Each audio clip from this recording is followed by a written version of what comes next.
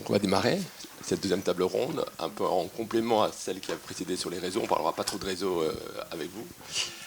Donc vous avez vu la table ronde s'intitule Portrait de médiateurs et de médiatrices. C'est bien ça qui va nous intéresser. C'est-à-dire au-delà des activités de médiation, on va en parler évidemment, mais d'avoir une vision un peu rapprochée, concrète, incarnée de ce que sont des médiateurs ou des médiatrices à travers 5 portraits. Dont on va faire un tour de table dans quelques secondes pour que vous preniez connaissance de nos 5 invités. Mais juste, je vais me permettre, avant de m'effacer totalement et de laisser évidemment la priorité à nos 5 intervenants, d'expliquer un petit peu à quel titre je peux intervenir dans cette table ronde et essayer de l'animer. Donc moi je suis enseignant-chercheur effectivement à l'école des mines de Paris, qu'on appelle maintenant Mines Paris PSL, dans un centre de recherche, parce que l'école des mines, à côté de formation d'ingénieurs, on a une énorme activité, c'est un énorme centre en fait de recherche, et avec plusieurs centres de recherche selon les disciplines. Moi je fais partie d'un centre de recherche en gestion. Moi, je fais partie d'un centre de recherche en gestion. Vous avez entendu quand même précédemment ou pas? Oui, ça a été. Et donc notre préoccupation, c'est vraiment l'organisation. Comment on s'organise? Comment l'organisation peut permettre de créer de la performance multidimensionnelle, qui pointe sur des enjeux très différents. Mais voilà. Et on le fait à travers une forme de recherche très particulière, qui est vraiment une spécificité à l'origine de l'école des mines, qui était une recherche intervention, qu'on appelle recherche intervention, c'est-à-dire une recherche qui est très collaborative, et qui est très participative, et qui part de vraies problématiques qui nous sont proposées par des entreprises, des institutions, des organisations, publiques ou privées, qui ont un problème, alors pour nous c'est un problème de gestion, ou qui veulent se lancer dans une dynamique un nouveau projet de transformation organisationnelle, et qui veulent être accompagnés par des chercheurs, ce qui est une posture très particulière, qui veulent se lancer dans une aventure particulière, dont on ne connaît pas l'issue. L'issue parce qu'il y a toujours des surprises lorsqu'on se lance dans un projet de transformation, mais aussi quand on collabore avec des chercheurs, quand on ouvre notre porte et de manière intrusive, profonde dans notre organisation à des chercheurs. Mais évidemment pour nous, pour ces organisations, on espère que c'est utile, mais pour nous, c'est une véritable connaissance, chance qu'on a de nous introduire. Je dis ça pourquoi? Parce que le monde de la culture s'est intéressé à collaborer, à faire appel à de la recherche en gestion, et depuis 30 ans. Et donc ça a pu être différentes aventures qu'on a rencontrées avec aussi bien des organisations culturelles, plutôt grosses, mais quelquefois plus petites, et aussi avec le ministère de tutelle ou le ministère de la Culture. Et sur des sujets très différents. Mais un des points communs qui revenait quasiment systématiquement dans ces différents projets qu'on a étudiés avec nos partenaires, sur lesquels ils nous faisaient travailler, c'est la médiation. C'est un fil conducteur absolument incroyable, ce rapport au public évidemment, mais au rapport aux médiateurs au sein même de leur organisation. C'est des sujets dont on va parler précédemment. Et souvent, la question, elle apparaissait comme une épine dans le pied. C'est-à-dire qu'à la fois, la médiation était sans doute, puisqu'on nous demandait d'y travailler avec l'institution, une colonne vertébrale de ces institutions culturelles, mais en même temps, une difficulté, et le terme qui apparaissait très souvent, c'était, et qu'on a vu, nous, il y a 30 ans, à travers des premières études qu'on avait menées avec des institutions culturelles, c'était le malaise des médiateurs. Et deuxième question qui apparaissait très souvent, qui a été un petit peu abordée dans la table ronde précédente, c'est la question du métier. Est-ce que c'est un métier? Est-ce que les médiateurs constituent un métier? Ou pas? Est-ce que les commissaires d'exposition sont un métier? Tout le monde est d'accord pour dire que oui. Est-ce que les directeurs, c'est un métier sans doute aussi? Mais les médiateurs, est-ce que ça constitue un métier? Et donc c'est des questions qu'on a abordées, qui nous ont passionnés, et qui se sont répétées depuis 30 ans à travers la plupart des interventions, y compris lorsque le ministère de la Culture a fait appel à nous sur plusieurs sujets. Une fois sur le métier de médiateur, c'était l'idée, alors ils avaient appelé ça plutôt l'emploi de médiateur. Est-ce que c'est un emploi et comment le ministère de la Culture peut aider à professionnaliser cet emploi? Donc c'était d'essayer de comprendre la forme très variée, on va en reparler dans quelques secondes, de ce travail au sein des institutions culturelles et comment le ministère pouvait l'accompagner. Et puis ensuite, quelques années plus tard, le ministère de la Culture a de nouveau fait appel à nous. Alors c'était pas centré sur les médiateurs, c'était pour faire ce qu'on appelle le référentiel des emplois et des compétences du ministère de la Culture, de tous les métiers de la culture. Et donc c'est de nouveau posé la question, et ça a été une des questions assez centrales, même si on a abordé tous les emplois du ministère de la Culture, c'était justement sur le médiateur. Est-ce qu'on en fait une case? Parce que le référentiel se représente de manière cartographique à travers un certain nombre d'identités de catégories, d'identification de catégories. Est-ce qu'on identifie en tant que tel une catégorie, donc un métier de médiateur? Voilà, c'est tous ces aspects qui nous ont assez passionnés en tant que chercheurs. Et qu'on va retrouver aujourd'hui, à travers donc vos témoignages. Voilà, maintenant je ne dis pratiquement plus rien, je passe la parole.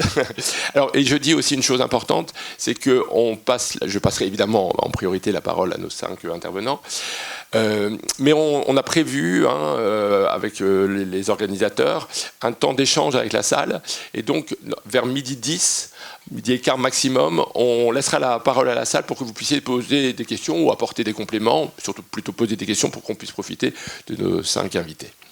Donc le mieux, c'est que déjà, on fait un premier tour de table pour qu'on vous connaisse. Donc chacun un tour de rôle en 2, 3, 4 minutes. Vous puissiez vous présenter votre structure, présenter un peu de manière un peu problématisée, un peu votre itinéraire. Et puis après, on reprendra sur chacune de ces thématiques différents tours de table. On commence par vous, ce sera peut-être le plus simple. Bonjour à toutes et à tous. Je remercie encore Bla et le CNAP pour cette invitation à participer à cette table ronde. Donc moi, pour me présenter, voilà, je suis Vincent Raoul, je travaille à l'Imagerie, donc qui est un centre d'art basé à Lannion, donc implanté en Bretagne, sur un territoire particulier. J'occupe le poste depuis moins de 2 ans. En fait, il s'agit d'une création de poste qui fait suite à cette période de la crise Covid et aussi à une volonté du bureau de l'association de mettre en avant la médiation à travers un poste et que ça ne soit pas une mission donnée à la direction, puisqu'avant c'était la même personne qui faisait toutes ces missions. Donc la direction, la programmation, l'administration, la communication et la médiation, ça fait un petit peu beaucoup. Et donc dans le cadre de mes fonctions, j'ai mis en place donc un programme de médiation. Donc moi je suis sorti d'études il y a 7 ans et donc c'est l'occasion pour moi aussi de faire mes preuves en mettant en route un programme que j'applique aussi, que je mets en œuvre. Tous les jours en fait au quotidien et de participer aussi aux différentes missions du centre d'art, de la régie à la communication. Voilà un petit peu pour présenter. Alors l'Imagerie, pour ceux qui ne connaissent pas, donc c'est un centre d'art qui est un pôle de production et de diffusion de la photographie, membre du réseau Diagonale, et qui existe depuis, qui est implanté à Lannion, qui est un lieu depuis 1983, donc un lieu qui est prêté par la ville. Donc, et pour dire très rapidement, nous sommes 3, donc c'est une petite association. Moi, en tant que chargé des publics, le directeur et une personne qui est chargée de l'accueil, dont le poste dépend de la ville de Lannion. Donc voilà, c'est un petit peu la particularité, mais voilà, on travaille à 3 au quotidien. Voilà pour me présenter assez brièvement. Bonjour Frédéric et merci également donc à Bla et au CNAP pour cette invitation. Alexandra Delis, donc je suis médiatrice, régisseuse de la collection et des expositions donc à l'Espace de l'Art Concret. L'Espace de l'Art Concret donc, est un centre d'art contemporain né en 1990 et pour bien comprendre justement mes fonctions, donc qui sont justement polyvalente. Merci. Il faut comprendre un peu la nature de ce lieu, donc qui est né à l'initiative d'un artiste, Gottfried Honegger, qui était d'origine suisse, et qui cherchait donc un lieu pour présenter sa collection. Donc la collection a été montrée dans un premier temps, et puis ensuite ils ont souhaité, avec sa compagne, faire don de cette collection au bénéfice du CNAP. Et donc maintenant, donc cette collection est officiellement donc en dépôt chez nous depuis 2004 officiellement. Et grâce à ce don officiel, on a été doté d'un deuxième bâtiment qui en compte d'ailleurs 3, puisque le centre d'art est logé dans un château du XVIe siècle. Puis en 1998, il y a eu la création des ateliers pédagogiques, puisque d'ailleurs le donateur Gottfried Honegger souhaitait vraiment que la médiation soit au cœur du projet, et de ça il y a 30 ans, donc à l'époque c'était quand même quelque chose de pionnier en la matière. Il disait apprendre, il parlait de apprendre à regarder, et ensuite donc en 2005 on a eu le nouveau bâtiment de la donation Albert Honegger qui accueille les collections et les expositions permanentes, enfin en accrochage de la collection permanente. Donc mes activités depuis le début, je l'ai su tout de suite, ont été double casquette, et c'est d'ailleurs la majorité des emplois dans la structure, ils sont polyvalents, et dans la plupart des fonctions on assure le poste de médiateur. Voilà. Pour le moment, c'est tout ce que je puis dire. Après, on rebondira. Voilà. Merci. Eh bien, bonjour à toutes et à tous. Donc, moi, je m'appelle Claire Bouchard-Là. Je suis conférencière formatrice ici au Jeu de Paume. Et je vous remercie, l'association BLA, le CNAP, mais aussi et à tous et à toutes d'être là et de m'avoir invité à participer à cette table ronde pour peut-être expliciter un peu les spécificités que seraient les pratiques ici de mon métier au sein du Jeu de Paume, puisque les missions de la médiation peuvent être diverses en fonction aussi des structures dans lesquelles on est employé. En tout cas, au Jeu de Paume, ces missions de médiation, elles existent depuis longtemps, même si, on l'a dit, le Jeu de Paume tel qu'on le connaît en tant que centre d'art, de photographie, va fêter ses 20 ans bientôt. Avant, c'était aussi la Galerie nationale du Jeu de Paume, et c'était déjà un lieu assez autour de synergie, autour de la médiation. Donc, je pense que le service éducatif auquel je suis rattachée porte en tout cas ses valeurs en son sein et ses réflexions. Et notamment, l'aune de cette table ronde nous a permis d'en reparler, et c'était formidable. Donc, en mettant l'accent de nos problématiques avec la question de l'oralité, on en a parlé tout à l'heure, mais c'est vrai que ce qui fait la spécificité des médiateurs et des médiatrices que nous sommes, c'est cette oralité, et que le langage, la parole, la circulation est donc au centre de nos pratiques, avec pour mission, pour ma part ici, eh bien, évidemment des partenariats, mais aussi toutes les visites, quelles qu'elles soient, pour tous les publics, des partenariats avec des champs scolaires, mais aussi les relais du champ social, médico-social, et puis les formations, des cycles de formation pour les enseignants, et donc qui s'apparentent aussi à des cours. Enfin, voilà. Donc c'est un éventail de pratiques assez diversifié, qui est à la fois dans le sein des expositions, mais aussi à l'extérieur. Je ne sais pas si... voilà, on aura l'occasion de revenir peut-être sur les parcours et sur des détails plus pratiques par la suite. Voilà, merci. Bonjour, donc je m'appelle Claire Derovanessian, j'évolue au sein de l'association BIM, qui est le Bureau indépendant de médiation culturelle. Donc je n'évolue pas dans une structure, mais dans des structures, qui peuvent être des musées, des associations, des fondations d'entreprises, donc toujours dans le domaine de l'art contemporain. J'ai la casquette de chargée de projet en médiation culturelle, avec aussi, donc ça pour moi c'est plutôt la partie logistique, et j'ai la partie terrain, qui est la partie médiation culturelle, où je rencontre des publics, où je vais évidemment créer des parcours de visite ou bien des ateliers que je vais mener, soit individuellement, soit en duo, parfois même un peu plus. Donc au sein du BIM, qui est une association assez spécifique parce qu'on a vraiment un développement de parties de recherche, c'est-à-dire que, comme on a pu l'entendre dans la table ronde précédente, il y a vraiment l'envie de comprendre comment la médiation s'est structurée, se structure et va se structurer. Donc on a vraiment au sein du BIM une partie formation, recherche, et puis la partie action, donc qui est vraiment celle du terrain et la rencontre des publics. Pour ma part, je suis aussi artiste plasticienne, donc ma pratique qui m'a permis d'écrire un mémoire sur l'outil sonore, donc les scénarios sonores dans les œuvres contemporaines, font peut-être que je me suis rapprochée aussi de la médiation après, parce que moi, pour le coup, on en parlera plus tard, mais c'est lors d'une reconversion professionnelle que je suis arrivée à la médiation. Bonjour. Moi, je m'appelle Elsa Chao et j'ai été invitée ici en tant que médiatrice culturelle au sein du musée La Bourse de Commerce Pinault Collection.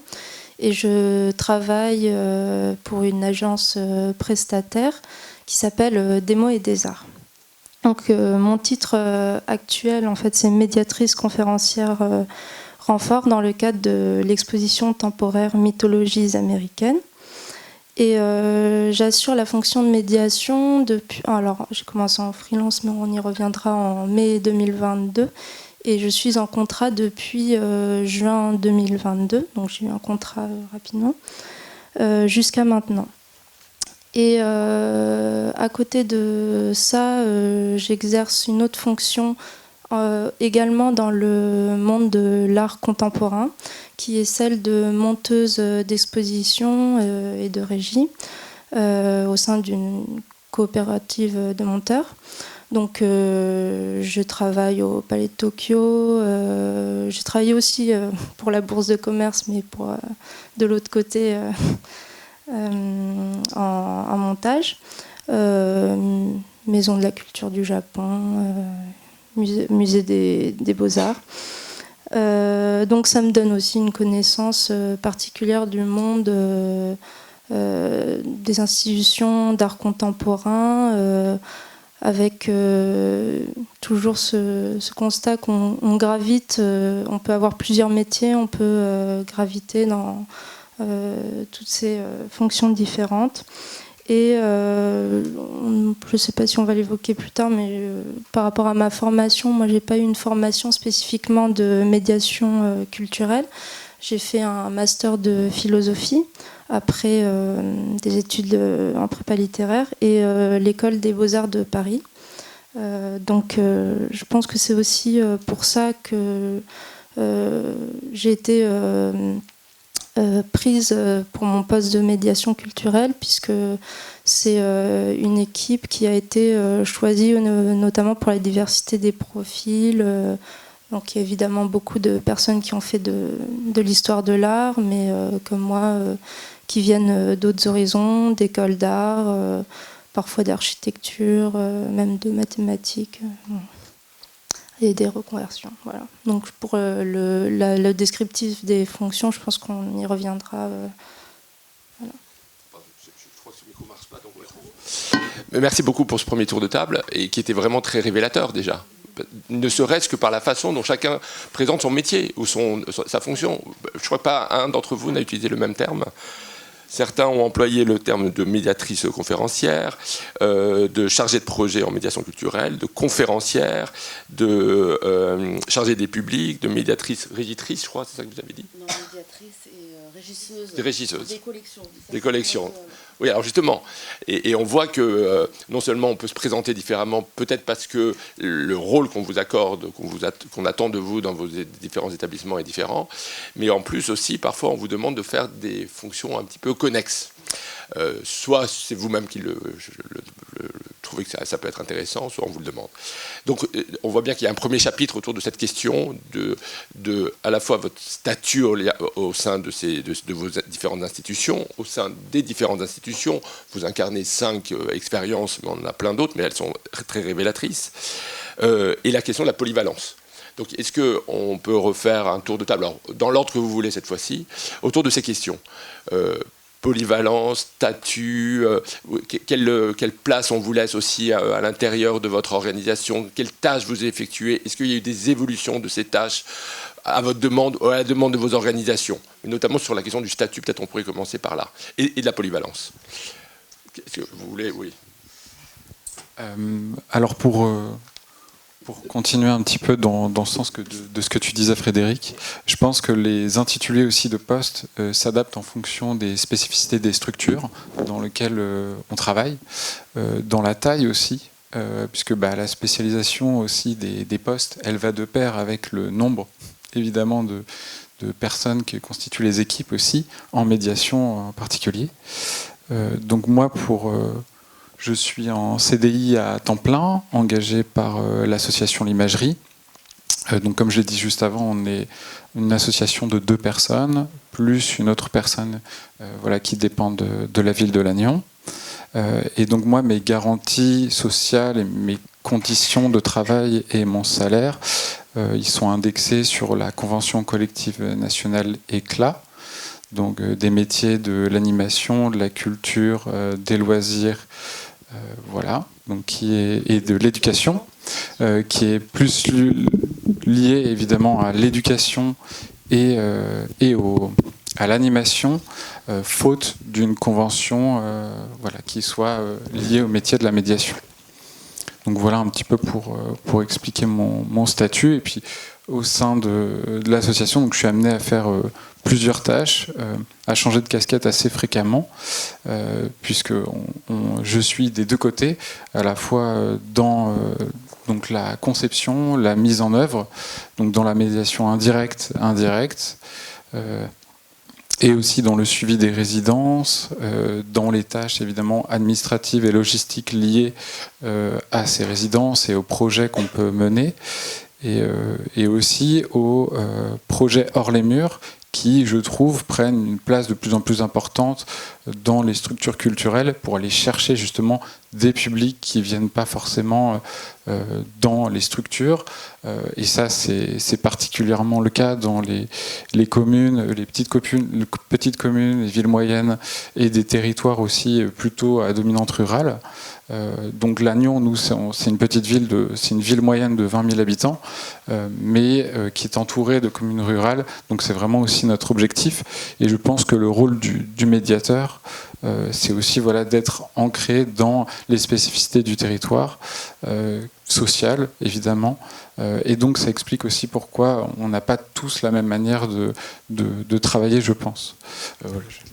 Peut-être juste avant de vous passer la parole, ce serait intéressant, puis chacun fera un peu la même chose, c'est, comme vous venez de le préciser, un peu votre statut, mais aussi comment vous le vivez. Notamment, par exemple, le fait que vous occupez visiblement un large champ d'intervention. Est-ce que c'est vécu plutôt, au contraire, comme un enrichissement, même une chance, parce qu'on sait bien que dans les organisations, lorsqu'on découpe les tâches, ça pose des tas de questions de coûts de coordination avec les autres métiers, de fait que c'est très cloisonné, donc on ne sait plus très bien le champ sur lequel on va pouvoir nous-mêmes intervenir, parce qu'il y a des difficultés de connaissance de ce que font les autres, et donc parfois ça peut être vécu comme un enrichissement. Parfois c'est vécu aussi comme quelque chose d'imposé, de subi. Voilà, alors ce serait intéressant que chacun d'entre vous, au-delà de votre statut et de votre polyvalence, vous expliquiez comment vous le vivez. C'est ça qui va nous intéresser. Alors moi je trouve que c'est ce qui fait tout l'intérêt du métier, cette polyvalence, le fait c'est aussi, ça génère une certaine fatigue évidemment, surtout que les projets sont mesurés avec des indicateurs plutôt quantitatifs que qualitatif. C'est un constat je pense qu'on fait un petit peu tous. Donc il y a un petit peu ce besoin, cette nécessité de faire vivre aussi la structure, encore plus après cette crise Covid qui a engendré en fait une baisse de fréquentation, une perte d'habitude aussi.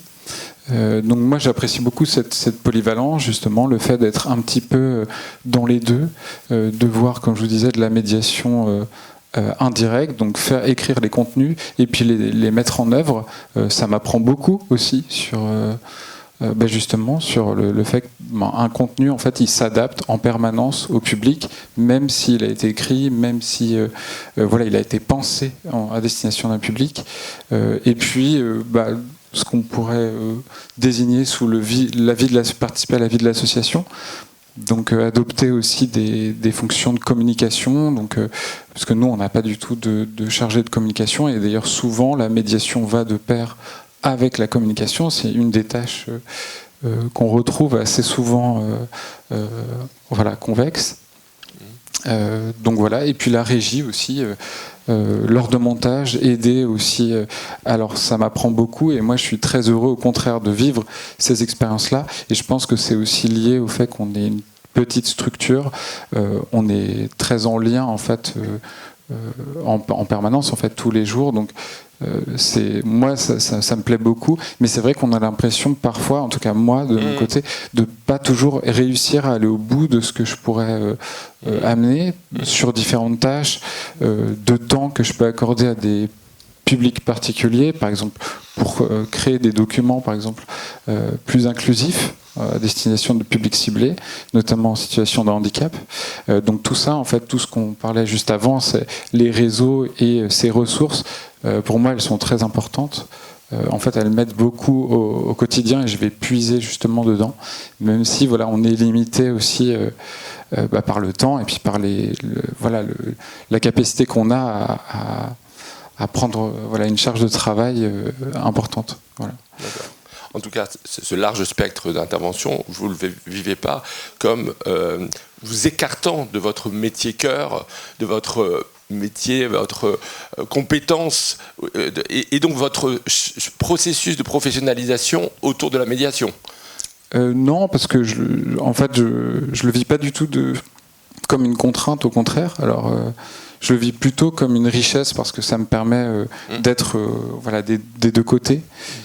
Donc non, au contraire. Et puis là, c'est pour revenir un peu, on en reparlera peut-être sur nos parcours, mais j'ai été très longtemps médiateur dans plusieurs structures, notamment des structures culturelles départementales, et où je devais plus ou moins appliquer un parcours de médiation où on avait quand même des libertés, évidemment, mais là j'avais envie aussi d'évoluer et d'être sur un poste où on peut mettre en place des projets un peu plus importants, et surtout suivre ces projets dans le temps, et pas être uniquement, puisque en fait c'est souvent dans la médiation on débute par une longue suite de CDD qui s'enchaînent successivement. C'est pour ça que je disais, que je précisais au tout début c'est mon premier CDI, moi en tout cas, 7 ans après ma sortie d'études. Donc c'est dire un petit peu le chemin, je pense, que chacun on parcourt, et chacune, pour faire sa place aussi au sein d'une équipe, et trouver des postes aussi pérennes dans des structures. Merci beaucoup. On pourrait se demander quand même quelles sont les conditions pour lesquelles ça marche. Non, on passe à vous. On l'abordera à un moment ou à un autre. Donc Alexandra. Donc moi aussi je vais reprendre depuis le début au niveau formation. Donc moi j'ai une licence d'histoire de l'art suivie par un master en conservation, et donc je suis rentrée à l'Espace de l'Art Concret dans cette structure à l'issue donc d'un stage d'études. D'ailleurs c'est à l'ouverture du bâtiment de la Donation, et par la suite on m'a proposé de remplacer ma collègue, donc qui était justement médiatrice à la Régie des œuvres à l'époque, qui partait en congé maternité, de la remplacer. Donc ce que j'ai fait, et ensuite j'ai pu, donc c'était un CDD, le temps de ce congé, et je suis rentrée après d'ailleurs un contrat à un moment sur des week-ends, donc là où j'étais seulement médiatrice, Et puis parfois on m'avait rajouté aussi quelques jours pour faire un contrat un peu plus étoffé, et je pouvais l'aider sur justement des missions de régie, de montage d'exposition. Ensuite j'ai eu un contrat dit plus classique, voilà, en CDI. Et petit à petit, pour moi, par rapport à mon poste, c'est vrai que grâce au fait que le nombre d'employés aussi s'est étoffé, à des postes maintenant parfois qui sont médiateurs sur un certain public, j'ai pu me libérer de la médiation, c'est-à-dire qu'avant je pouvais peut-être être sur un temps de 40% de médiation et 60% de régie exposition. Là j'ai un peu réduit, je suis plutôt à un rapport 20 à 30% de médiation, et mon activité principale est quand même la régie et les expositions. Par contre, c'est vrai que nous, la structure étant une petite structure, on a besoin justement de ces gens qui sont là à la médiation, parce qu'il y a une vraie, si vous voulez, besoin au niveau de l'accueil, des week-ends. Et les gens qui sont à la médiation ne peuvent pas non plus travailler uniquement à la médiation, travailler tous les week-ends. Et donc, c'est vrai qu'il y a des rotations, des astreintes, qui permettent aussi de ces temps-là. Et de toute façon, c'est aussi bénéfique parfois d'être là le week-end, puisque c'est des moments de vernissage, des moments de manifestation, où aussi le chargé d'exposition est là et peut faire ses activités de médiation, de visite, d'échange. Justement, par rapport à la question de la frustration ou pas, de bien faire son travail, moi je veux dire c'est une question d'organisation. Voilà, c'est vraiment la clé de... Organisation personnelle ou organisation au sens de l'organisation? Alors, surtout personnelle, parce que, après, la structure fait le planning fond qu'on nous impose, entre guillemets, même si il y a beaucoup d'aide et d'évolution dans cette organisation. Après, par exemple, j'organise mon planning, c'est sûr qu'on ne peut pas... je ne peux pas faire une visite des actions de médiation quand il y aura un départ d'œuvre, du dépôt du CNAP pour un prêt, et aussi dans des périodes de montage d'exposition où je devrais être disponible. Et puis aussi, donc, quand on est à la médiation, parfois je me retrouve à l'accueil, donc au guichet d'entrée. Je ne peux pas me libérer pour si un transporteur d'œuvres m'appelle pour me demander des informations et d'aller en réserve, ce n'est pas possible. Je dois remettre ça plus tard. Et du coup, ça demande c'est une logistique qu'il faut arriver à développer. Comme vous avez dit tout à l'heure, je me suis un peu écarté de la médiation. Ouais. Deux questions. Premièrement, est-ce que c'est quand même plutôt à votre demande, ou c'est l'organisation qui, compte tenu de son évolution, a souhaité vous faire évoluer jusqu'à n'avoir, si on a bien compris, que 20% de votre activité maintenant sur la médiation, à peu près. Ouais. Et deuxième question, au bout de combien de temps de présence dans votre établissement, dans votre structure, cette évolution a pu avoir lieu ? Alors, donc moi, je suis à l'Espace de l'Art Concret au total depuis 18 ans. C'est mon premier emploi aussi. Alors, on va dire que petit à petit, je veux dire, ça va être sur les 10 dernières années, peut-être ce temps a évolué. Et puis vraiment, depuis 2 ans, où du coup, j'ai pris vraiment la responsabilité du pôle exposition et collection.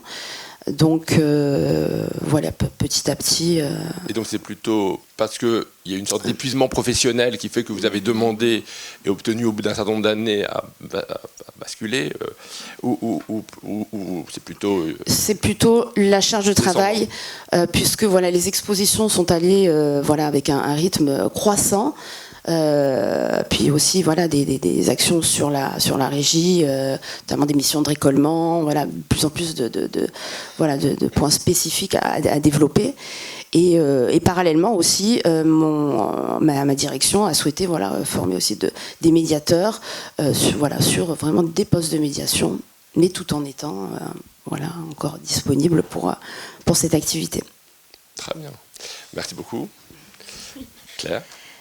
Eh bien, du coup, nous, c'est un petit peu différent. Au Jeu de Paume, peut-être aussi, compte tenu de la taille de la structure qui doit être plus grande, avec une organisation peut-être, je dirais pas structurée, parce qu'elles sont structurées aussi d'une certaine manière, mais en tout cas peut-être que les missions sont resserrées autour des enjeux de la médiation, où aussi dans notre équipe on est 5, 6 employés, on est 2 conférencières, par contre, donc c'est pas non plus énorme.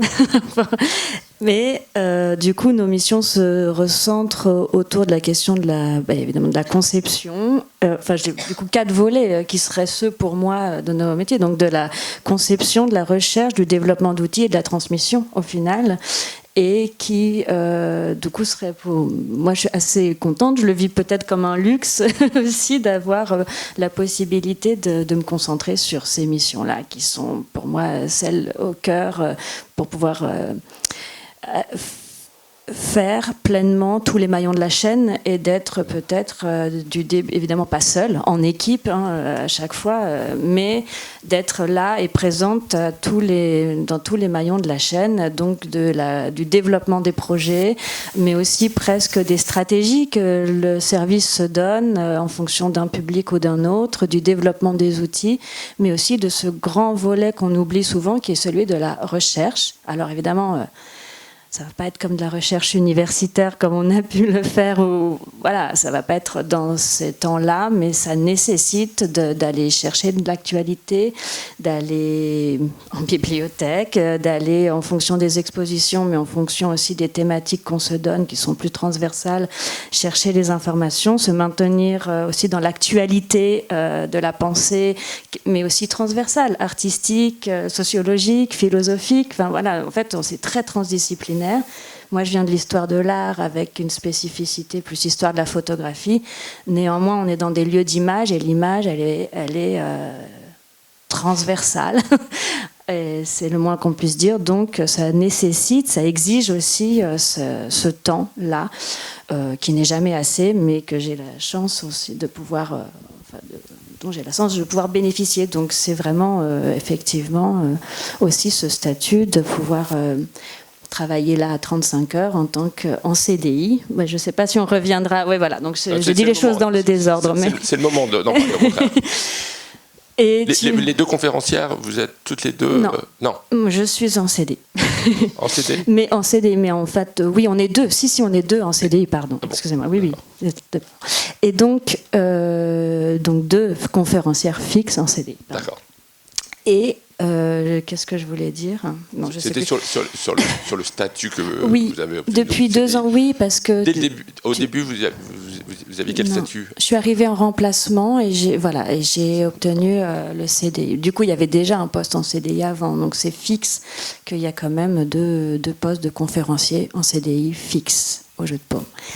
Maintenant, ça fait 14 ans que j'exerce ce métier à peu près, et c'est pareil, c'est au bout de 7 ans, donc pas ici, parce que là je suis là que depuis 2 ans, mais j'ai eu un premier CDI avant, mais après 7 ans d'expérience en passant par différents types de CDD, un peu de travail en auto-entrepreneur aussi, enfin toutes les modalités possibles et envisageables pour exercer ce métier. Voilà. Donc, juste là-dessus, lorsque vous disiez CDD, ça vous convenait aussi? C'était aussi une opportunité pour vous de ne pas trop vous ancrer sur une institution, d'avoir la capacité de rebondir assez rapidement, parce qu'en début de carrière, on a besoin peut-être de se professionnaliser progressivement et d'avoir une vision un peu plus large, ou dès le début, vous cherchiez, comme dans plein d'autres professions, d'être ancré sur le long terme dans un CDI qui peut vous assurer une certaine pérennité dans votre travail et une certaine sécurité, là où sinon il y a de la précarité, terme qu'on n'a pas encore employé, mais qui est une des caractéristiques majeures. Alors je dirais oui et non, parce que évidemment, comme beaucoup, quand j'ai commencé dans la médiation, j'étais étudiante, donc d'une certaine manière, la question des CDD me paraissait, enfin je me posais pas la question, j'étais contente d'avoir un travail. En réalité, je pense que j'avais pas une vision plus lointaine que celle-ci. Et puis la question du CDD apportait une certaine forme de flexibilité. Maintenant, à revenir sur la question des CDD d'usage, qui même étudiant est compliqué, puisque pas d'accès au chômage, enfin, pas d'accès aux cotisations, pas d'accès à des primes de précarité. Donc ça, c'est autre chose, étudiant ou pas. Mais néanmoins, je ne me posais pas vraiment cette question. Ça a pu être un levier de se dire qu'étudiant, on pouvait travailler dans le domaine qui nous intéressait. C'était une opportunité. Maintenant, la question s'est posée au moment où on n'est plus étudiant, on a envie d'en faire son métier. Et comment on fait cette bascule, en fait? Comment on montre que ce qu'on faisait comme un job devient un métier? Et à quel moment on se fait reconnaître comme tel? Et ça, ça prend du temps. Oui, je pense. Plusieurs années, voire plus. Voilà. Merci beaucoup. L'autre Claire. Oui, l'autre Claire, on est deux.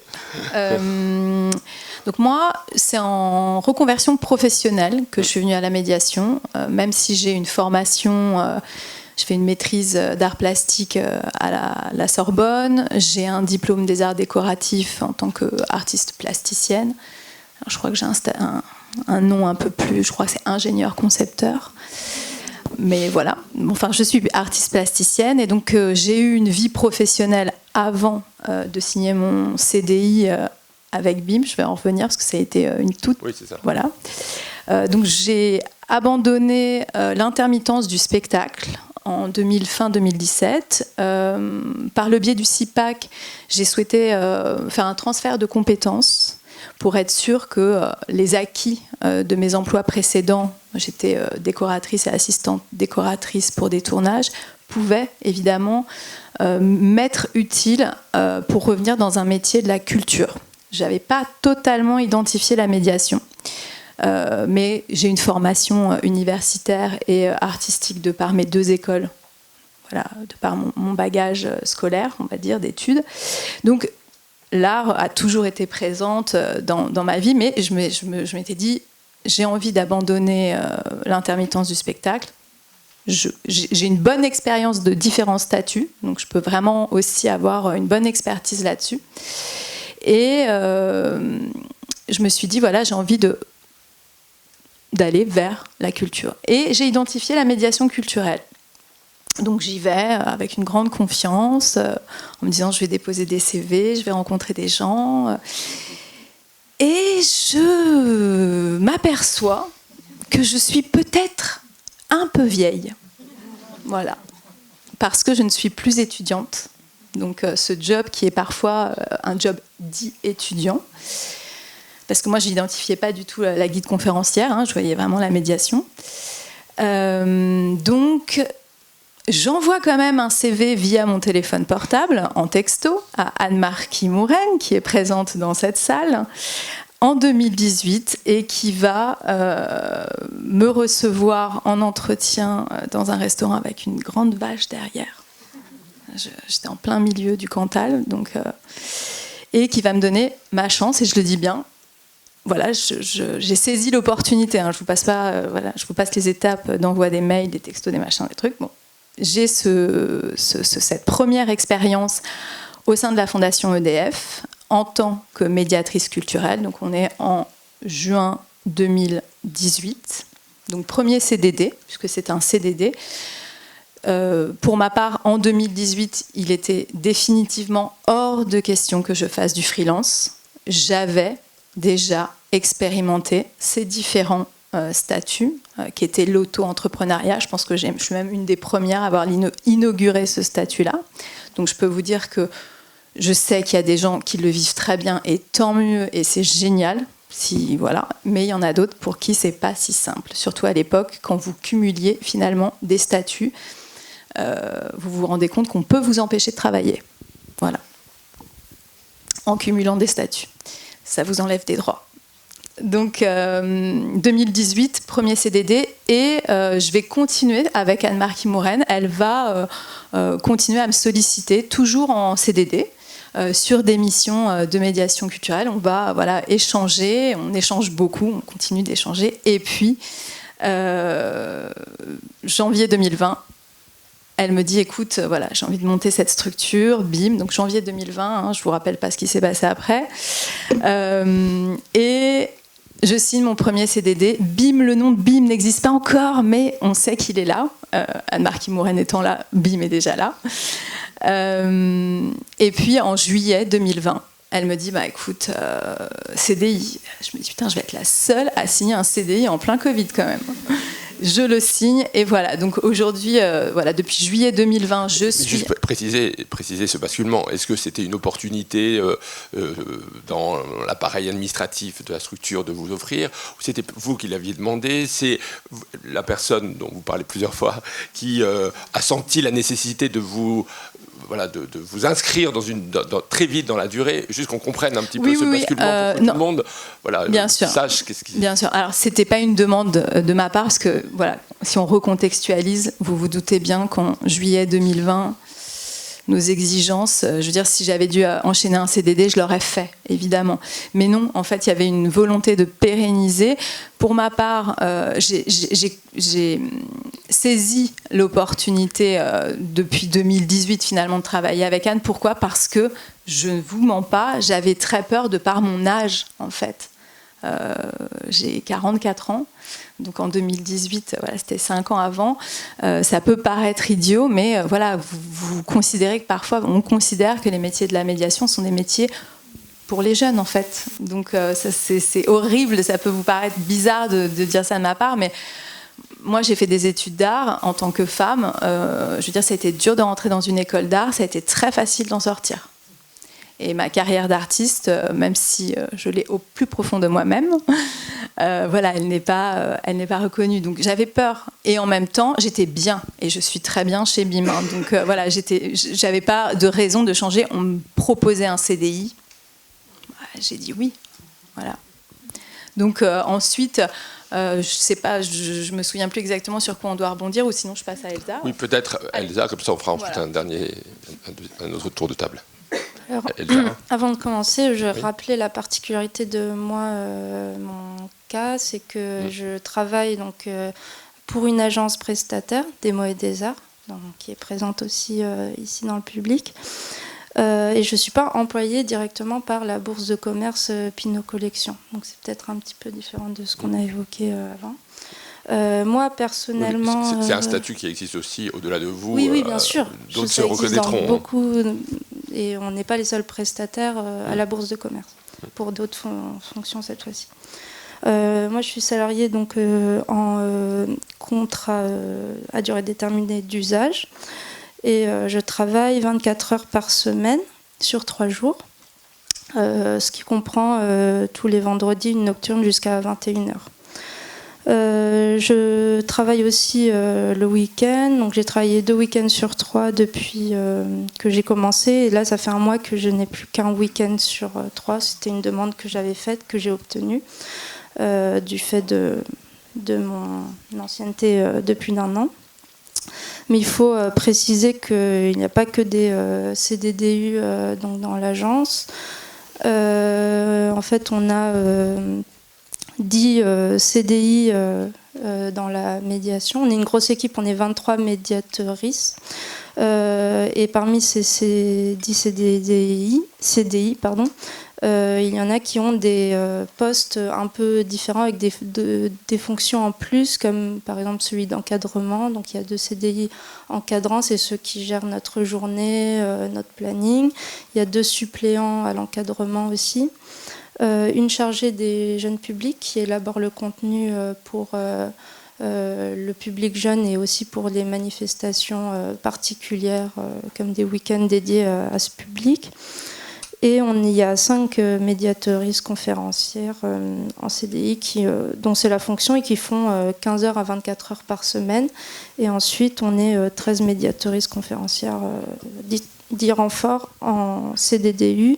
Et on a des contrats soit de 15 heures, qui peuvent aller de 15 heures par semaine à 24 heures. Donc, pas de temps plein. Donc parmi tous ces postes, tout le monde assure la fonction de médiation culturelle sur le terrain, mais avec évidemment une pondération variable à l'encadrement. C'est très peu de manière évidente vu la charge que ça demande. Jusqu'à moi qui fait, dont c'est le travail complet, quoi. Ensuite, je pensais peut-être vous décrire en quoi consiste exactement la médiation que je fais dans ce cadre-là. On a essentiellement trois formats de médiation. Un qui s'appelle la médiation postée, qui est assez, je pense, spécifique de la médiation culturelle en art contemporain. C'est le fait d'être présent donc des journées entières dans les salles. On change de galerie et on est ce qu'on appelle proactif, c'est-à-dire qu'on va vers les visiteurs pour leur proposer des explications, alors qu'ils n'auraient peut-être pas forcément pensé à en avoir à ce moment-là. Donc, ce qui demande aussi qu'on soit repéré en tant que médiatrice culturelle. On a ce qu'on appelle des visites éclairage, qui a d'autres appellations selon les institutions, je pense, qui sont des visites gratuites avec le billet d'entrée, évidemment, pour tous les visiteurs, toutes les 30 minutes, et qui durent une trentaine de minutes. Donc, on en a 2 à 3 dans la journée. Et ensuite, on a les visites de groupe d'1h30 qui sont commandées à l'avance par les visiteurs qui donc payent un billet spécifiquement pour ces visites-là. Avec, je me rends compte que j'avais pas bien parlé dans le micro. Avec des visites qui peuvent être particulières, soit des visites prévues pour le champ social ou le public à handicap physique et psychique. Des visites adhérents, c'est-à-dire des visites qui ont un script particulier pour les adhérents de la bourse de commerce, où on va aborder un thème particulier à chaque exposition, donc qui leur permet de leur offrir un regard plus approfondi sur l'offre culturelle normale. Fonctions décrites, en fait, elles sont décrites en 4 points qui se rejoignent un peu. Le premier point, il est important, c'est l'élaboration du contenu de mes médiations. C'est la première chose qui est décrite.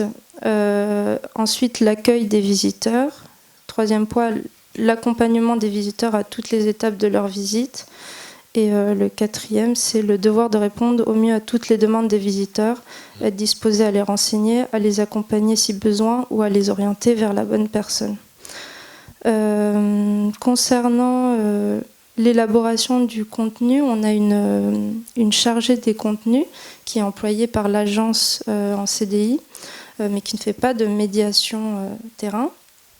Est-ce qu'il y a des CDI qui font de la médiation terrain, ou les quelques CDI dont vous avez parlé tout à l'heure? Oui, c'est ce que je disais. C'est qu'il y a les 10 là, dont vous parlez tout à l'heure. Les 10, il y en a 5 qui ne font que de la médiation terrain, et dans les autres qui ont une charge en plus, ils font aussi de la médiation terrain. C'est juste que les proportions sont différentes en fonction de ce que leur charge de travail leur demande. C'est le temps est réparti différemment. Et donc pour l'élaboration du contenu, on a des scripts qui nous sont fournis, des fiches artistes également, par cette chargée de contenu. On peut être ponctuellement sollicité pour créer nous-mêmes du contenu rémunéré. Ça a été mon cas pour une visite adhérente par exemple, ou un script jeune public, une fiche auteur, donc ça c'est ponctuel, mais c'est vrai que comme je sais plus, l'un ou l'une de vous disait, la médiation est très incarnée, et c'est évident qu'à chaque médiation est différente et qu'on ne va pas appliquer un script, donc ça nous fait une base, et c'est vrai que nous on se nourrit aussi, on fait des médiations qui sont personnalisées, et c'est ça qui est mis en avant également. Moi j'ai une formation philosophique, donc c'est vrai que en art contemporain je m'en sers énormément, et je pense que c'est une manière d'accrocher particulièrement le public aux enjeux de l'art contemporain. On a aussi une particularité à la Bourse de commerce, c'est que c'est un bâtiment du patrimoine, et donc on a une double casquette, art contemporain et histoire et architecture. D'ailleurs, ces visites éclairage dont je parlais sont divisées selon ces deux thématiques. Donc on aborde l'histoire du bâtiment du XVIe siècle à aujourd'hui, avec l'importance de son passé colonial, qui est représenté par une immense peinture de 1400 mètres carrés sur la coupole illuminée par la verrière et qui était vraiment porte-parole de la Troisième République coloniale à ce moment-là. Donc ça, c'est quelque chose d'important et que l'on doit nourrir en permanence parce que l'histoire n'est pas fixe. Il y a toujours des nouvelles recherches qui sortent, notamment sur le sujet. C'est assez d'actualité, cette relecture coloniale de l'histoire. Donc ça c'est des choses dont on se nourrit en permanence et dont on discute beaucoup aussi dans l'équipe. Et ça fait partie de l'élaboration, j'ai envie de dire, vivante, organique de notre contenu, qui en fait est à la fois un contenu et une forme. C'est cette médiation-là et qui est très vivant et qui change sans cesse. Oui. C'est bon. Merci beaucoup. Parce que on n'a plus énormément de temps, donc aborder. On a commencé déjà à l'aborder, mais peut-être de rentrer un peu plus sur la question effectivement du processus de professionnalisation, de la formation. Vous avez donné vos formations, mais aussi est-ce que les organismes de formation de la médiation en médiation culturelle alimentent bien, nourrissent bien le métier, forment bien aux attentes, et notamment sur les compétences. Quelles sont les compétences qui sont requises pour assurer votre métier? Est-ce que les formations que vous avez suivies vous ont bien orienté vers ces compétences? Voilà, est-ce qu'on peut aborder, là encore, un peu plus rapidement peut-être que tout à l'heure, mais déjà de nous donner un peu, à travers toujours vos parcours à vous, tout ce chapitre autour de professionnalisation, formation, compétences? Oui. Pour parler de mon expérience en formation, donc moi j'ai commencé un cursus vers les arts appliqués, je me suis réorienté ensuite vers une licence en histoire de l'art. Donc j'ai effectué plusieurs stages aussi au cours de ces 3 ans d'études et ensuite un master métier de l'exposition. Voilà. Et je me dédiais déjà à la médiation, mais les connaissances, les compétences s'acquièrent au contact des publics, en particulier la capacité à s'adapter. En tout cas, moi, je parle de mon cas, parce que je parle vraiment de la licence, en tout cas d'histoire de l'art, où il y a un socle théorique qui est évidemment très important pour pouvoir s'exprimer, pour pouvoir avoir une assise aussi dans la création de contenu, voilà, et ce sur quoi se référer auprès du public. Mais je dirais que voilà, ces connaissances-là, elles s'acquièrent vraiment face au public, et c'est aussi pour ça que c'est une profession qui est très mouvante, parce qu'elle se redéfinit sans arrêt. Moi, je trouve qu'au contraire, la médiation, c'est un métier. C'est un métier qui est dur à définir, dont les contours évidemment se forment et se déforment en fonction des publics, des différents publics qui sont pris en compte. Donc voilà. Alors pour revenir très très rapidement et laisser ensuite la parole aux autres, j'ai fait un service civique. Je pense que après mes études, je pense qu'une grande partie des étudiants passent par cette case qui est maintenant une sorte de pont en fait entre les études, le stage et le salariat. Et c'est notamment au cours de ce service civique que j'ai appris vraiment à suivre des projets sur le long terme et à apprendre des compétences organisationnelles, voilà, tout un tas de compétences que je n'avais pas acquises au cours de ma formation. Juste quand vous dites, moi je le considère comme un métier, le problème du métier, c'est que c'est pas seulement votre avis, c'est la vie des porteurs, c'est aussi la vie, il faut qu'ils soient reconnus en tant que tels, y compris à la fois institutionnellement, par le ministère, par les organisations qui vous font vivre, et souvent c'est là, et que derrière un métier, il faut qu'il y ait une dynamique de métier. C'est ça aussi, une des caractéristiques du métier, c'est qu'il y a une dynamique qui fait qu'il va évoluer, il va y avoir des zones de capitalisation des savoirs et des compétences, et il va y avoir des évolutions professionnelles qui sont proposées. C'est ça aussi un métier, c'est des évolutions. Voilà. Merci beaucoup déjà. Alors, sur tout ce chapitre, Oui, alors moi je suis tout à fait d'accord avec Vincent, on a un peu le même parcours d'études venant de l'histoire de l'art. Et donc c'est vrai que la médiation, moi je l'avais un peu approché aussi dans le parcours dans le master de conservation. On avait pu créer un cycle de conférences, des outils pédagogiques et de la médiation proprement dite. Mais ponctuellement, et surtout c'était pas adapté à l'art contemporain, par la suite c'est vrai que la médiation en tant que telle, je l'ai expérimentée par les publics, les différents publics, son discours qu'on adapte, qu'on apprend à maîtriser, à sentir dès les premières secondes, minutes, on arrive à capter qui sont les personnes qu'on a en face de nous et qu'est-ce qu'elles ont besoin aussi comme clé de compréhension pour que l'exposition, le travail des artistes soit intelligible. Et voilà. C'est bon. Oui, du coup, en ce qui me concerne, le parcours, en tout cas, a été assez classique pour moi, de licence et master d'histoire de l'art. Et avec quand même cette envie... en tout cas, j'avais pas connaissance à l'époque de cursus en médiation ou non. Peut-être que ça existait déjà, mais en tout cas, pas à ce moment-là. Mais toujours cette envie d'avoir envie de transmettre, ou en tout cas de partager ce savoir, cette passion pour la rencontre avec les artistes, pour ce contenu en fait, et qui ne vit que s'il est partagé, à mon sens en tout cas.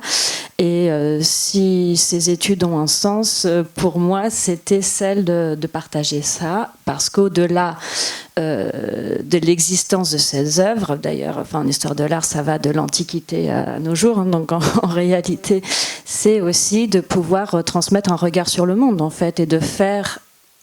Alors pas transmettre un regard, mais de partager et de faire en sorte que son public de tout âge puisse développer un regard critique sur le monde, que l'œuvre est un levier aussi de réflexion et pas seulement je sors simplement de l'ouverture culturelle, parce que ça, oui, c'est une des grandes missions des EAC, l'ouverture culturelle, certes, mais pourquoi faire ? Voilà, parce que l'ouverture culturelle, la connaissance des arts, c'est une chose.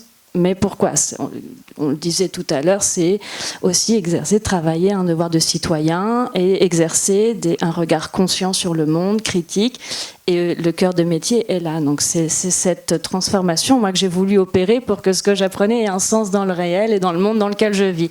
Voilà. Alors après, c'est pour ça que j'ai l'impression, mais je ne suis pas spécialiste des cursus, mais ce socle, qu'il soit en philosophie, qu'il soit en histoire de l'art, en art appliqué, d'artiste, c'est une manière d'explorer le monde, c'est comment on transforme l'essai finalement. Et les études de médiation peuvent être un levier à un moment, mais l'intérêt, c'est d'avoir quelque chose à vouloir transmettre, il me semble.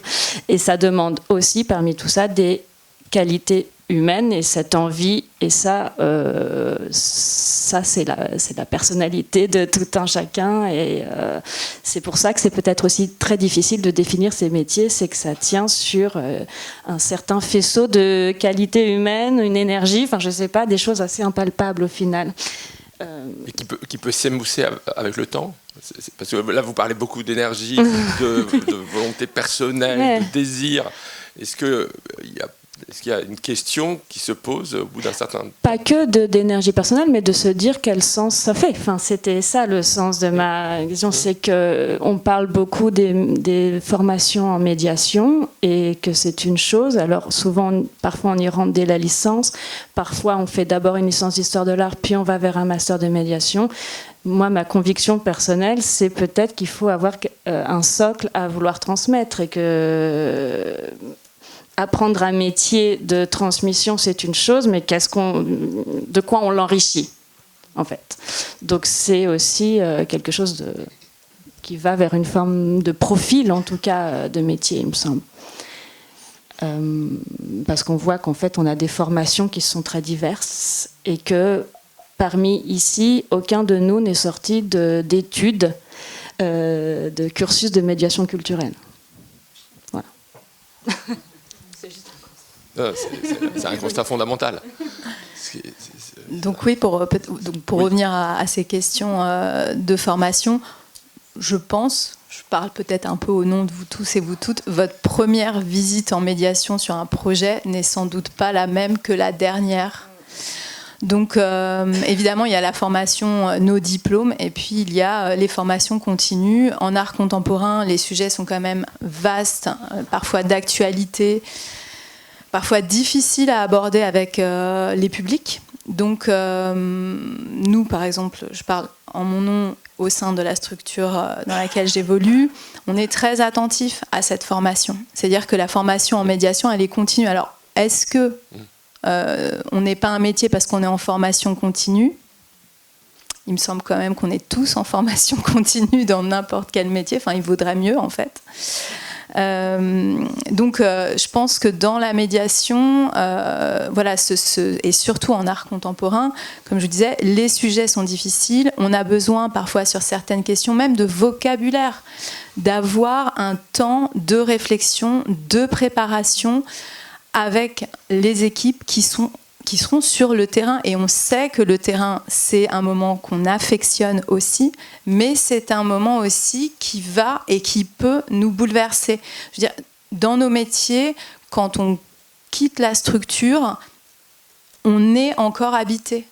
Enfin, je veux dire, il y a des moments de votre vie en médiation, j'en suis sûre, j'en suis persuadée, où vous allez vous remémorer une conversation que vous avez eue avec quelqu'un du public qui vous a en fait finalement apporté une lisibilité sur l'œuvre que vous n'aviez jamais vue. Et ça, c'est génial. Moi, ça m'est arrivé beaucoup de fois. C'est pour ça que la première médiation que je fais au sein d'un événement, d'une exposition, n'est jamais la même que la dernière. Donc parfois, j'invite même les publics à dire « Ouais, venez à ma dernière, elle va vraiment être mieux, je vous promets. » Donc il y a vraiment... voilà, et puis on est traversé en permanence par des informations, par des thématiques, par des livres. Moi, souvent, il m'arrive de donner aussi des infos sur des films que j'ai vus, sur des livres que j'ai lus, parce que j'ai le sentiment qu'elles nourrissent mon regard sur l'œuvre. Donc, la formation, elle est continue, elle est transversale, hein, comme on l'a dit, mais elle est évidemment totalement humaine. Donc voilà, cette formation, elle est perpétuelle. Mais pas toujours financée. Elsa ? Donc moi j'ai déjà parlé de ma formation universitaire, mais je pense que comme on parle de notre vécu personnel, hein, pour moi la philosophie ça a été justement une ouverture déjà à la diversité de tous les enjeux. C'est-à-dire qu'on est en philosophie, on fait de la philosophie de l'art, on fait de l'épistémologie. J'ai fait une classe littéraire prépa où en fait je me suis rendu compte que je faisais pas d'histoire, je faisais de l'historiographie. Donc là aussi je suis en plein dans l'interrogation de comment on écrit l'histoire et comment on a écrit cette histoire justement coloniale par rapport à comment on la réécrit aujourd'hui. Il y a aussi des tropismes individuels, donc là c'est vraiment par rapport à la personnalité, sur l'enjeu écologique. On a eu toute une exposition qui s'appelait Avant l'orage et qui parlait de la crise écologique. Il y a aussi l'enjeu politique, sociologique, économique, justement d'une telle exposition. Moi, j'ai fait philosophie, j'ai lu aussi Bourdieu et la distinction sociale. Enfin, il y a toutes ces choses-là qui sont mises en enjeu perpétuel à vif aussi, tous les jours dans ces expositions. Même quand c'est pas de l'art contemporain, ça les brasse, mais alors encore plus quand c'est de l'art contemporain avec des artistes vivants. Et quand je dis à vif, c'est aussi que parfois, par rapport au public, on a de très bonnes expériences et elles sont majoritaires. D'ailleurs, c'est ça qui fait la richesse et qui maintient l'énergie dont on parlait au quotidien. Et on se confronte aussi en fait à la société. Et à des personnes qui ont du mal à accepter le discours que porte notre médiation avec tout ce que ça pose de qui est-ce vraiment le discours de plein de personnes. On est forcément corporellement, même on parlait du corps dans la table ronde précédente, le visage, la voix également de l'institution, mais c'est aussi notre voix. Moi en l'occurrence il y a une agence entre les deux en plus, et c'est pas toujours évident de démêler tout ça. Je ne sais pas si je m'écarte un petit peu de la question de la formation. Claire, oui, bien sûr. Je voulais réagir à ce que tu dis, puisque il me semble qu'un des caractères, en tout cas, est important, en tout cas pour moi, c'est le fait d'être attaché à une structure évite ce type de... En tout cas, notre discours est porté par l'institution. Et de fait, on arrive, on accueille un public et on est rattaché à l'institution. Je ne sais plus qui parlait tout à l'heure de visage de l'institution. Je me demande si c'était peut-être Quentin Bajac dans son introduction. Mais de fait, on se sent légitime. Il n'y a pas de débat sur la question. On est les conférenciers du jeu de paume. Et les gens finissent par nous identifier comme tels. Et ça, c'est vraiment, vraiment particulier. Et notamment... Voilà, c'est une actualité. Dans cette semaine, il y a encore un numéro de Quotidien de l'Art qui vient de sortir sur ces problématiques d'externalisation des postes de médiateurs qui sont un vrai danger pour nos métiers. Enfin, voilà. Donc c'est lancé comme ça. C'est un danger déjà ancien maintenant. Ancien, il est encore tout à très fait, actuel, mais qu'il est actuel et c'est une tendance qui s'accélère et qui a tendance à prendre de l'ampleur.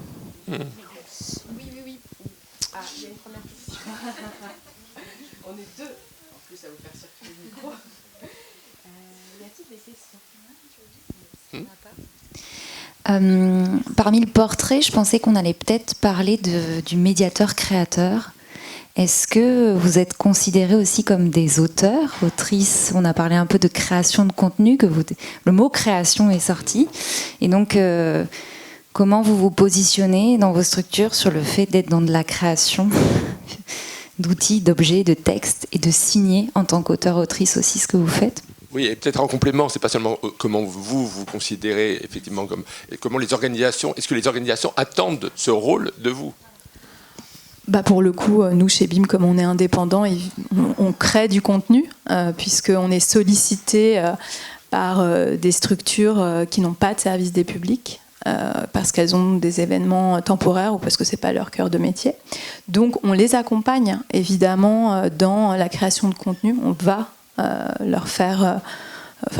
on va déjà nous regarder parce que la chance qu'on a en art contemporain, c'est que on peut rencontrer des artistes. Donc on va déjà, si on a cette possibilité, écouter la parole de l'artiste, écouter la parole du ou de la commissaire d'exposition. Et à partir de là, on va construire. Donc on est... auteur, autrice, co-auteur, co-autrice, puisqu'on écoute avant de retransmettre, ou on lit avant de retransmettre.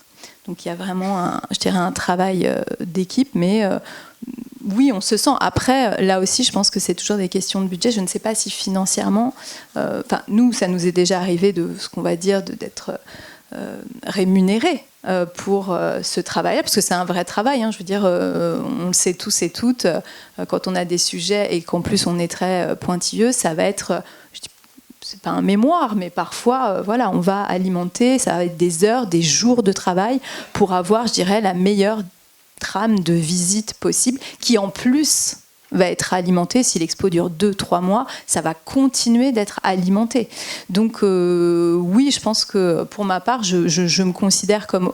Alors, comme autrice, c'est peut-être un peu pour ma part, vraiment. Parce que comme je compose avec la parole des autres, j'agence. Évidemment, être auteur et autrice, c'est aussi un agencement de parole. Mais ça peut être surtout sa propre parole. Ce n'est pas que ma propre parole. Voilà. En majorité, ce n'est pas que ma propre parole. Oui.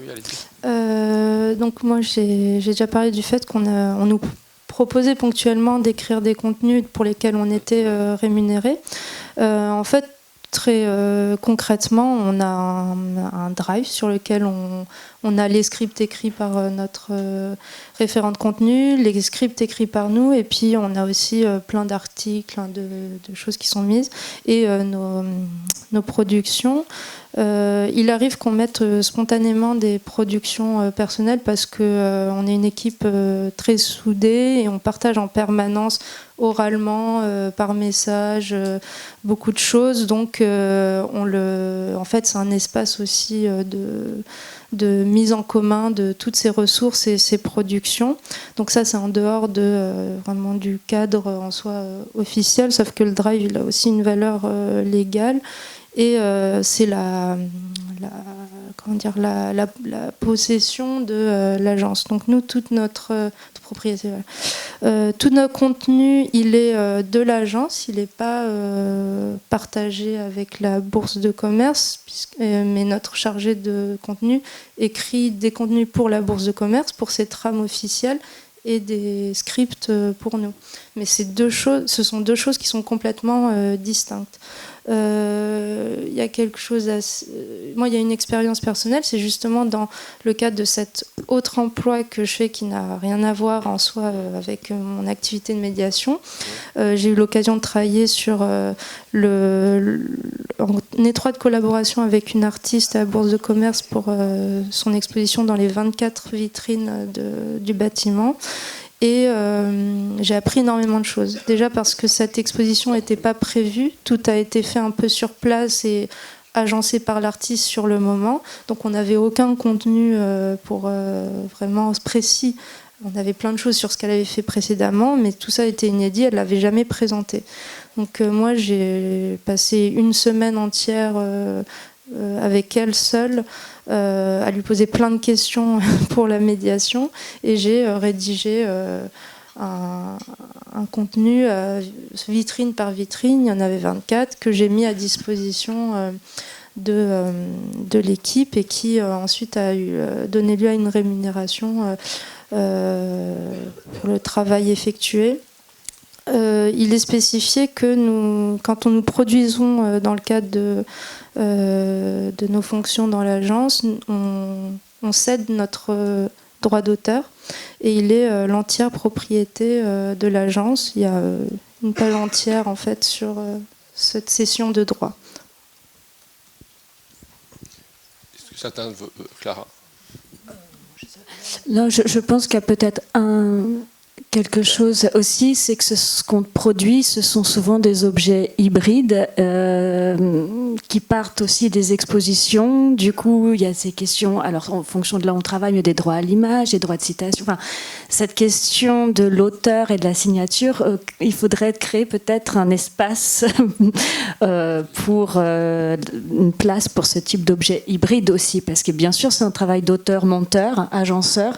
Mais comment on le signe, comment on le diffuse, nous on a la chance de pouvoir produire de gros dossiers documentaires qui peuvent être publiés, c'est un travail presque de publication, mais c'est pas le cas partout. Oui, je voulais juste rajouter, là on a parlé des trames de visite, mais évidemment il y a un vrai travail d'auteur et d'autrice sur les objets de la médiation. Je veux dire, là on n'a pas parlé des guides pour enfants, ou là évidemment, donc c'est vrai que il y a certains objets où le médiateur ou la médiatrice qui est finalement pilote de certains objets est totalement auteur et autrice. Bien sûr. Alors il y a plusieurs autres questions. Oui, alors moi j'avais juste une question pour Elsa et Alexandra, puisque apparemment donc à l'Art Concret il y a des médiatrices qui interviennent sur le terrain. En fait, je voulais savoir, parce que Claire, tu as parlé du temps de recherche qui était très important. On a parlé aussi des multiples voix qui s'incarnent dans le corps du médiateur. Et effectivement, moi, je pense qu'on ne peut pas être la voix d'une institution, qu'on ne peut pas être un transmetteur, mais qu'une médiation est forcément incarnée.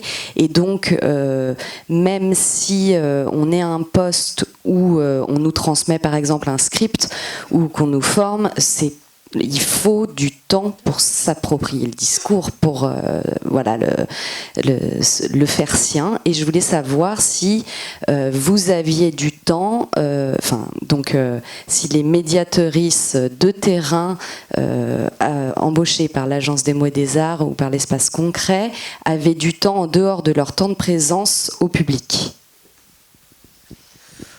Alors en ce qui concerne l'espace de l'Art Concret, oui, bien évidemment, les médiateurs ont du temps pour préparer leur visite ou leur contenu. En général, comment ça se passe à la fin de...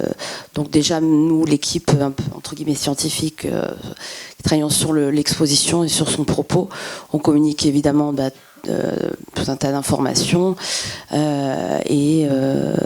donc ça passe aussi par les communiqués de presse, des notices, la signalétique qui va être dans l'exposition. Et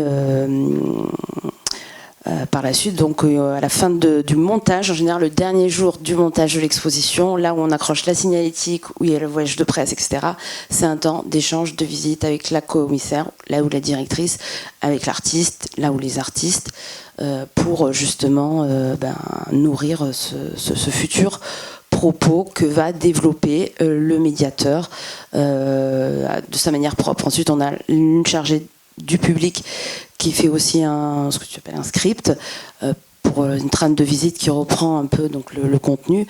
Mais ensuite, on n'a pas de cheminement obligatoire. Faut pas cocher telle ou telle case. Et souvent d'ailleurs nos doubles casquettes à l'espace de l'art concret nourrissent ce propos un peu différent, puisque parfois moi je vais me permettre de m'orienter sur, par exemple, surtout dans l'abstraction géométrique, il y a des protocoles d'accrochage, de mise en œuvre, enfin des directives de l'artiste qui ont été faites pour l'installation, et ça justement les gens aiment bien avoir les petits secrets de montage, et donc voilà, je me permets d'insister là-dessus pour ma part et de leur expliquer. Après, tout dépend des personnes. Un jour de présence avant le début de Non, avant il y a le temps l'exposition, on les prépare 1 an, 6 mois à l'avance. Donc on donne déjà les informations, la liste des œuvres, l'iconographie, et ensuite tous les documents, et ensuite voilà le temps d'échange, le jour avant. Voilà. Alors, je me permets juste de préciser que j'aurais souhaité connaître le temps salarié.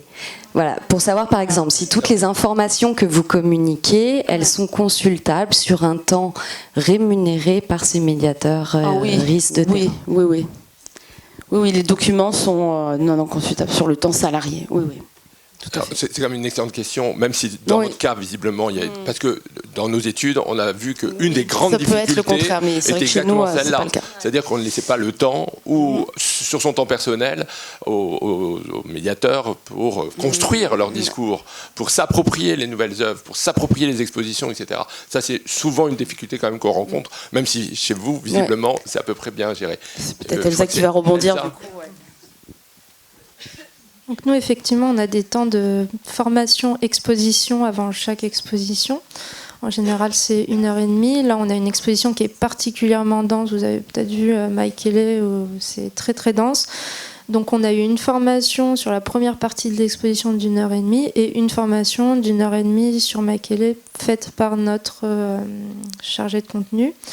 Et chaque mois, on a un temps salarié, donc payé, alloué à la préparation personnelle, qui varie selon les mois. Au début, là, ce mois-ci, comme on est en début d'exposition, c'est 6 heures par mois. Et en temps normal, c'est 3 heures. Est-ce que certains veulent compléter? Parce qu'il y a plusieurs autres questions et on arrive presque à la fin. Donc, allez-y. Bonjour. Je crois qu'il y a une question au premier rang aussi après, mais allez-y, je vous en prie. Une question, il me semble que là, dans ce portrait, il y a un absent, c'est l'artiste, on ne l'a pas évoqué, alors qu'on en a parlé en introduction, ce tandem entre l'artiste et le médiateur ou la médiatrice. Comment, dans votre préparation, vos conceptions, quelle est la place que vous avez dans le dialogue avec l'artiste? Quelle est la place que votre structure vous donne dans les échanges avec les artistes et les commissaires d'exposition, puisqu'on parle du discours, institutionnel, on a évoqué ce matin, on a interrogé la question du discours autoritaire peut-être de la médiation, donc voilà, un peu largement, quelle est vous votre place vis-à-vis de l'artiste au moment de la préparation de ces expositions? Nous, on est très friands de savoir ce que les artistes veulent dire sur leur travail, et on a eu la chance sur cette exposition d'avoir plusieurs rencontres, donc là qui n'étaient pas rémunérées, mais qui permettent d'avoir, grâce à la bourse, l'accès à la personne en présent. Donc c'était Mirachor et Cercerpass. Tous les artistes sont pas forcément disponibles ou ne veulent pas forcément. J'imagine que Victor n'aurait pas voulu ça. Si ? Ah bah super. Donc ça dépend des expositions, ça dépend de la disponibilité des artistes, mais en tout cas, du côté de la Bourse de commerce, je pense qu'ils essayent de faire le maximum pour qu'on puisse rencontrer les artistes et exposer. En tout cas, moi j'ai l'impression que depuis que je travaille, il y en a de plus en plus ce genre de rencontres. Je peux intervenir, ouais. Oui, Non, en tout cas, voilà, c'est vrai qu'avec l'art contemporain, on a peut-être cette chance. Après, ça dépend évidemment des projets et du calendrier et de la disponibilité des artistes. Et même parfois, il peut, j'imagine, y avoir des institutions qui ne souhaitent pas que vous rencontriez les artistes ou les artistes qui ne souhaitent pas rencontrer la médiation. La médiation, elle ne travaille pas, en tout cas en France, elle ne travaille pas de pair avec le montage d'une exposition. C'est pas, je veux dire, c'est pas une collaboration. Exactement, mais c'est vrai que c'est pas penser la médiation en pensant une exposition, c'est pas, il me semble, quelque chose de très français pour le moment. Ça va peut-être le devenir, et dans ce cas-là, ça pourrait être une construction intéressante. En tout cas, ici, si on a on a eu une rencontre avec Victor Bergin. Donc ici, c'est comme on va de la photographie du patrimoine au plus contemporain. Margaret Cameron n'en a pas peu, évidemment. Mais Victor Bergin, il a joué le jeu, malgré ce qu'on disait, cette méfiance envers la médiation. Il faut dire que vous allez le découvrir, mais que le langage est tellement au cœur de son travail qu'un métalangage est difficile pour lui, mais en tout cas, ça fait partie des objectifs au jeu de paume, c'est que les artistes doivent consacrer un petit temps. Je ne sais pas si c'est dans les contrats, mais enfin, c'est de la tradition et qu'ils doivent se prêter au jeu. Et jusque-là, ça a toujours marché. Et malgré tout, oui. Alors, il nous avait demandé si on avait lu le catalogue avant. Bon, on a dit, oui, ça va. On prépare l'expo depuis un moment. Mais cette méfiance est vite tombée. Et justement, je trouve que chez les artistes aussi, la rencontre avec les services éducatifs et les médiateurs change leur rapport au monde. Et peut-être que ça peut changer des choses. En tout cas, il y avait un avant la visite et un après. Ils se sont rendus compte du travail qu'on faisait et de ce qu'on allait transmettre et de l'angle de vue, de comment... Voilà. Et qu'ils avaient tout intérêt à nous transmettre leur vision des choses pour qu'on accueille le public de la meilleure manière qu'il soit et qu'on transmette aussi leur œuvre. Et bien sûr, pas que transmettre le propos de l'auteur, on est d'accord, mais comment on allait aborder la chose, en tout cas. Oui, pour très rapidement, pour aller dans le même sens, j'ai une anecdote un peu parlante à ce sujet. Donc, c'est vrai que les visites d'exposition par les artistes, c'est un peu une tradition dans les lieux qui accueillent des expositions d'art contemporain. Mais souvent, c'est des temps assez réduits en fait, où effectivement, tout le monde va poser sa question. Il y a généralement tous les services, comme tu le disais, qui sont un petit peu présents. Et du coup, ça limite un petit peu aussi les temps d'échange. Nous, on a de la chance à l'Imagerie, en tout cas j'ai de la chance, puisqu'on est une petite association et donc on a plus de liens avec les artistes. Parfois, on est amené à faire un bout de montage avec eux, rédiger aussi les cartels en fait avec eux. Et ce temps-là, il est très très précieux. Et pour vous donner un peu une anecdote, donc on a reçu un artiste qui a eu une exposition au printemps dernier. Donc on a passé pas mal de temps ensemble à discuter de par le montage, de par l'écriture des cartels et parce qu'il est resté en fait un petit temps aussi à l'Imagerie. Et il se trouve que ses parents sont venus découvrir l'exposition 2 semaines après. Donc ses parents qui avaient une curiosité à savoir ce que j'allais en dire, comment la médiation avait récupéré toutes ces informations, digéré tout ça. Et ils m'ont dit qu'ils ont complètement redécouvert le travail de leur propre fils, parce qu'il y a une recontextualisation. Donc ça, c'est ce travail aussi de recherche qu'on fait, et parce qu'il y a aussi des mises en relation qui se créent, de par en fait le contact avec le public, les échanges, parce que c'est pas de la transmission dans un seul sens. Il y a un double sens. On transmet, mais on reçoit aussi. Et à partir du moment où ça s'arrête, pour moi, la médiation s'arrête en fait. Parce que dans ce cas-là, oui, effectivement, on transmet un discours. dont on n'est pas vraiment un acteur en fait. Or la médiation c'est ça, c'est être acteur aussi de ce discours. D'accord, il y a un discours, mais ce discours il évolue et puis il est digéré aussi d'une certaine manière. Voilà, je voulais juste rebondir très rapidement là-dessus. Ok, alors il y a encore plein de questions. Oui, je sais que vous... Attendez, je vous donne le micro. Pardon. Juste après. Oui, quelle est votre position par rapport aux nouvelles technologies et la place du médiateur qui peut être remplacé par tout le numérique et...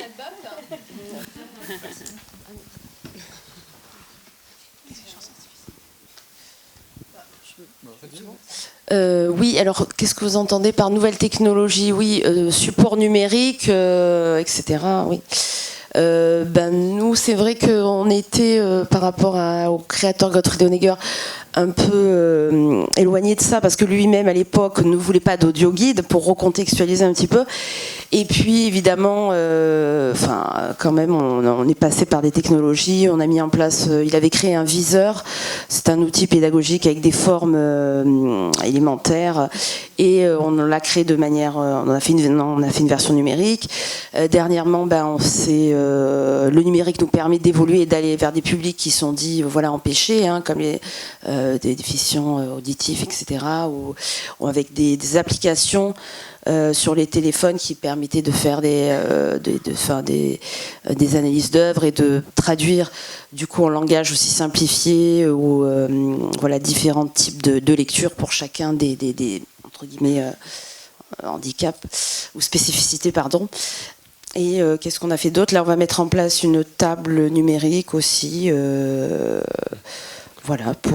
Sur des œuvres de la collection.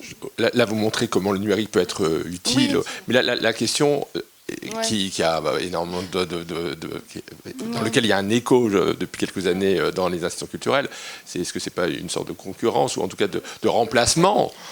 On arrive dans des lieux culturels dans lesquels il n'y a plus de médiation humaine parce qu'elle est remplacée par de la médiation numérique. Est-ce que ça, c'est un danger que vous voyez? Est-ce que c'est une crainte que vous avez? Non, justement. À l'espace de l'art concret, ça n'était pas vraiment désiré. Ça a été mené petit à petit comme un plus en complément quand il n'y a pas visite libre, mais on privilégie toujours le contact humain et l'oralité directement par la présence d'un médiateur.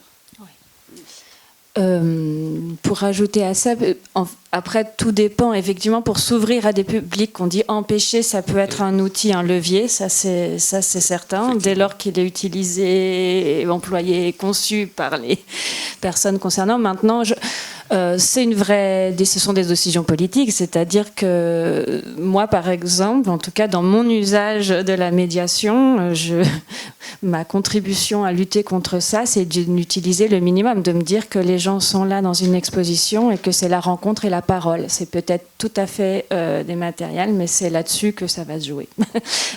Du coup, c'est le langage, la parole, cet échange au cœur. Donc c'est peut-être revenir à l'essentiel parce qu'on se rappelle aussi parfois de visiter des musées dans les années 90 avec 15 000 tablettes, des murs, et que c'était très lourd et qu'au final on finissait par plus regarder les œuvres du tout. Et je pense qu'en fait dans les demandes du public, il y a cette envie dans les musées aussi de décrocher du numérique. La deuxième chose, c'est qu'aussi, on a des missions de service public et notamment vis-à-vis des publics scolaires, et que ça, la rencontre, elle ne pourra pas se faire autrement que par la parole et que par la rencontre. Voilà. Donc je crois que cette menace, pour l'instant, je ne la vois pas encore planer, en tout cas pour ce cœur de métier. En tout cas... Oui, c'est ça. Comme je vois le temps vraiment passer, voilà. Oui, voilà. Musée, peut-être. Alors, il y a au moins 2 dernières questions. On essaie de répondre vraiment rapidement parce que je sens que dans la salle, effectivement, les gens aussi veulent prendre leur pause. Allez-y, pardon. Je suis désolée, je crois qu'il sera impossible de répondre rapidement à ma question. Je vais peut-être mettre un petit peu les pieds dans le plat. Je m'en excuse, mais alors pour revenir aux questions de reconnaissance des métiers, Claire, vous êtes conférencière, vous avez donc un code ROM. D'ailleurs, vous le débordez un petit peu de ce code ROM, il me semble, puisque vous êtes conférencière et formatrice. On voit bien qu'il n'y a pas forcément d'impossibilité. Enfin, c'est pas parce que des fois il y a des conjonctions de métiers, des articulations de métiers, que ça rend illégitime un code ROM et une reconnaissance. Voilà. À côté de vous, il y a des personnes qui n'ont aujourd'hui pas de code ROM. Donc, pourquoi? Voilà. Désolée, ça sera impossible d'y répondre rapidement. Qu'est-ce qui légitime ça? Moi, j'ai l'impression à vous entendre que vous faites le même métier. Enfin, en tout cas, il y a des nuances, il y a des endroits différents qui amènent des manières de faire différentes. Est-ce qu'il n'y a pas eu aussi une évolution du métier de conférencière? J'ai noté que vous avez... D'ailleurs, c'était assez beau parce que la manière dont vous l'avez dit, ça l'a même traduit. À un moment donné, vous vous êtes reprise, vous aviez dit transmettre une vision du monde. Et après, vous avez dit partager des visions du monde. Il me semble que c'est ce que vous faites toutes et tous ici. Donc voilà, on en est là aujourd'hui. Et qu'est-ce qu'on fait avec ça?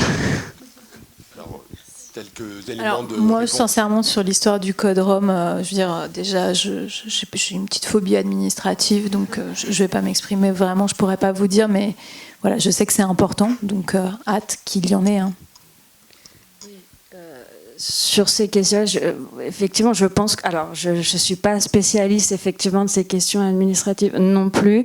Ce que je vois, c'est que les intitulés dépendent des structures dans lesquelles on est embauché, donc c'est pas de notre fait en réalité, et que c'est plutôt des politiques salariales, culturelles. Enfin, je sais pas qui il faut mettre autour de la table pour que ça se fasse, mais en tout cas, je veux bien y participer, c'est pas un problème. En tout cas, par contre, sur la question du qui s'appelle conférencier, qui s'appelle médiateur, ça dépend des structures aussi, mais moi, ça soulève une question. Vraiment, et c'est peut-être que je mets les pieds dans le plat aussi. Ça, j'ai commencé au Palais de Tokyo, même avant en fait, dans d'autres endroits en tant que médiatrice, et pas qu'au Palais de Tokyo, parce que les missions sont très diverses. Mais aujourd'hui, je considère au Jeu de Paume, par exemple, que mes missions sont différentes, qu'elles recouvrent beaucoup plus de choses. Par exemple, je n'ai pas de scénario, je n'ai pas tous ces éléments-là. Je conçois tout, enfin, en réalité. Donc, comment je montre cette évolution aussi? C'est pas que le métier, que l'intitulé, sans rentrer dans l'intitulé, je dis pas que conférencier est mieux que médiateur ou quoi. Il y a aussi une table ronde à faire sur les nomenclatures et les intitulés de ces missions. Mais ma question, c'est aussi comment, sous couvert de ce terme médiateur, on montre l'évolution de notre métier entre le moment où on est rentré, souvent étudiant par ailleurs. Moi, j'en parlais pour moi, pas que, mais c'est un métier qu'on peut faire aussi en tant qu'étudiant. Et moi, je me projette dans ce métier, par exemple, jusqu'à 64 ans. Comment je vais montrer mon évolution de mon métier? Et quelle est l'évolution possible de ce métier? C'est-à-dire qu'après ce métier de médiation, qu'est-ce que je fais? Est-ce que je deviens chargée des publics? Je n'ai pas forcément envie, c'est un autre métier. Enfin, je ne sais pas, peut-être, j'en sais rien. Est-ce que je deviens... qu'est-ce que je deviens, en réalité? Donc ça aussi, ça fait partie, il me semble, des questions qu'on peut soulever. Voilà. Un élément de réponse encore. Je crois qu'il y a au moins encore... Frédéric, on va conclure. On va conclure. Est-ce qu'on peut prendre la toute dernière question? Parce que la personne là-bas la demande depuis vraiment très longtemps. Allez-y. Vous voulez le micro? Vous n'avez pas de micro? Tenez. On prend la toute dernière question. On pourra continuer aussi les échanges pendant le déjeuner, dans les visites d'exposition. J'essaye. Non. Si, ça marche. Ça marche. Non, mais la question a été posée. Mais j'ai envie de revenir là-dessus, parce qu'il me semble qu'on est dans un métier où le vocabulaire et la sémiotique est quand même essentiel. Et donc moi, ça m'interroge beaucoup à l'endroit où, depuis plus de 20 ans, nos corps de métier se battent pour qu'on ne parle plus de conférences, mais de médiation. Pour, notamment à cet endroit de la dimension citoyenne. Hein. On n'est pas dans un cours, mais dans une rencontre. D'ailleurs, vous parlez tous de rencontres et d'échanges. Donc, au-delà de l'aspect administratif, moi j'ai envie de savoir comment vous vivez le fait voilà, et peut-être pour les autres médiateurs, médiatrices, que l'on puisse parler de conférences et comment pour les conférencières vous vivez le fait d'être nommée conférencière et pas médiatrice, et voilà, dans le vécu aussi. On l'a déjà un peu évoqué, mais peut-être rapidement. Moi, pas pour comment je le vis forcément, mais peut-être c'est une impression que peut-être le guide de conférencier reflète voilà, la structure où le salarié propose donc ses interventions auprès du public, ce qui a un côté un peu, oui, peut-être conservatoire, je ne sais pas. Question se pose. Oui, peut-être pour apporter un peu mon point de vue, je suis d'accord que les mots ont un sens et sont connotés. C'est bien pour ça aussi qu'un certain nombre de médiateurs et médiatrices n'aiment pas quand on parle quand on les qualifie d'animateurs. Voilà, par exemple. Et je pense que c'est aussi lié à quel public on s'adresse. Une conférence, est-ce qu'on parle de conférence quand on parle d'une visite avec un public scolaire ? Je pense pas. Voilà, donc c'est peut-être aussi plus lié au public. C'est pour ça que je disais que c'est mouvant en fait par rapport. Le métier de médiateur englobe aussi ces métiers-là. Parce que moi, dans ma pratique, je n'aime pas non plus quand on me qualifie seulement d'animateur. Parce qu'il y a quelque chose en plus, ça va au-delà. Peut-être que chez certaines personnes, c'est aussi... ça dégrade un peu une partie du travail qui est réalisé en amont de préparation, etc. Mais je pense que ça englobe un petit peu tout. Mais c'est vrai que c'est une question qui est pas tranchée. Et moi aussi, qui m'interpelle dans les nombres d'intitulés auxquels on peut être confronté quand on regarde différentes structures, où parfois on ne sait plus très bien, on sent les spécificités, mais on ne sait plus très bien à quel public finalement ça s'adresse. Voilà, pour répondre. Je crois qu'il veut. Mais ça sera vraiment la dernière intervention. Oui. En fait, du coup, ce que je dis, c'est qu'effectivement, le mot médiateur, on l'a vu, ne couvre pas tout le champ d'activité de nos métiers non plus. Donc, en fait, il y a un problème sur ces nomenclatures. On voit que c'est poreux et que c'est large, et dans ce sens, le terme de conférencier, il a été aussi, je ne sais pas s'il me convient complètement à 100%, il ne recouvre pas tout, mais dans le mot conférencier, c'est bête, mais il y a con, mais c'est aussi prendre l'ensemble et la globalité, et c'est pas que exposer un discours tout seul devant un public inerte. C'est pas que ça, et je pense qu'il faut aussi revaloriser peut-être le terme de conférencier, je sais pas. Mais il y a des manières différentes de faire des conférences, et pourquoi une visite interactive ne serait pas aussi une conférence ? Je sais pas. C'est pas... Il y a encore des gens, mais je crois que j'ai bien compris qu'on allait conclure. Merci beaucoup au public, mais surtout merci à Vincent, Alexandra, les deux Claire et Elsa, parce que c'était passionnant, et vous avez réussi à incarner, c'est ce qu'on attendait, ces portraits de médiateurs et de médiatrices. Vraiment merci beaucoup, à bientôt.